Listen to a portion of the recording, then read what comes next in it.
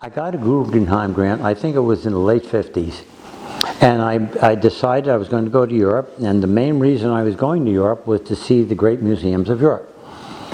So I got a map, put it on the table, and circled the significant museums, and drew a line from one to the other, from England all the way down through Spain, and that was going to be my trip. And I started up there at the Tate Gallery, and I must thank Mr. Guggenheim because gave me one of the most marvelous experiences in my life. And I can remember that, this is in 1957, I can remember certain things very well. When I got to the Uffizi, when I got to Florence, well, the first thing is to see the Piazza della Signoria, where you have those beautiful sculptures by Cellini and so forth. The one with that man holding the head of Medusa. Oh, what a work of art! And of course, the great sculpture of Michelangelo, that great sculpture of David. When I walked in and saw that, I really don't like the word awesome because it's been used and abused so much, but that was a truly awesome work of art. And also when I went into the Uffizi gallery and saw the great works of the Italian artists. But one of the things, I'd never heard of a painter named Veneziano in my life, and there was a beautiful, beautiful altarpiece by Veneziano, which I'll never forget. And then I went down I went to the Louvre.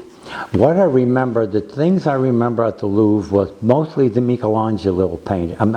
Mostly the Da Vinci paintings. I never saw an original Da Vinci painting. I got at that time you could walk right up to the painting. And I went up to one of them, I think it was the Virgin of the Rocks. My God, it was painted so beautifully, the brushwork, so beautiful, that's all the language I can think of.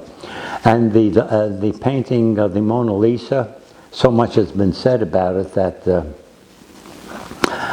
leaves very little to say. Nonetheless, it is just, I believe, a magnificent work of art. As I said before, it's apparitional and somewhat surreal. And there's something strange about seeing a painting and trying to go into it, and the sensation that it causes you, that creates within you, that is very gripping and beautiful and wonderful. Okay, and then at the Louvre, I went to the Uffizi, and then I went to the Pinakothek, a German museum. One of the things that I found about, well, the Germans know how to take care of museums and know how to make slides and take care of the artwork. And the Pinakothek had a group of Vermeer paintings, which were just wonderful. Every artist seems to love Vermeer.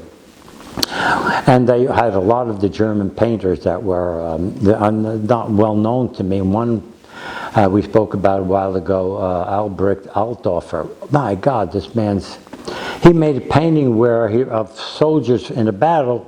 I mean, it looked like there were 1,000 soldiers, and he painted each one carefully.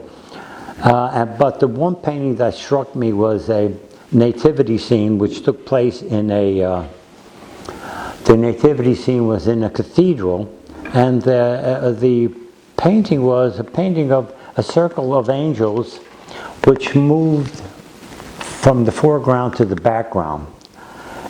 And the picture was so peculiar and surreal because if you take it and look at it face value, here you see a group of angels flying in space in a circle. This is a peculiar activity. And so it's a very, very strange and interesting and beautiful painting. That's one that I remember very much. And then, of course, I went down to the Prado and another museum there, the Tyson something or other, which was a beautiful private collection of works that I found magnificent. At the Prado, we have those great paintings of those great Spanish painters, Ribera and Goya and all the rest of them. They're magnificent. And I did something in that museum which I've always wanted to do. I had a kind of a backache, and I said, boy, museums are tough on the back. So I saw some wheelchairs. I said, oh, I've always wanted to go through a museum in a wheelchair so I could just sit and enjoy. So I went through a whole process, and I got the wheelchair and I wheeled around. It wasn't quite as delightful as I thought. And because I was getting reactions from a lot of the people, and I got 3 reactions from those around me. One was, I'm in the way. You're a pain in the neck. Get out of here. Another one was great sympathy. Sad faces. Oh, it's a poor soul.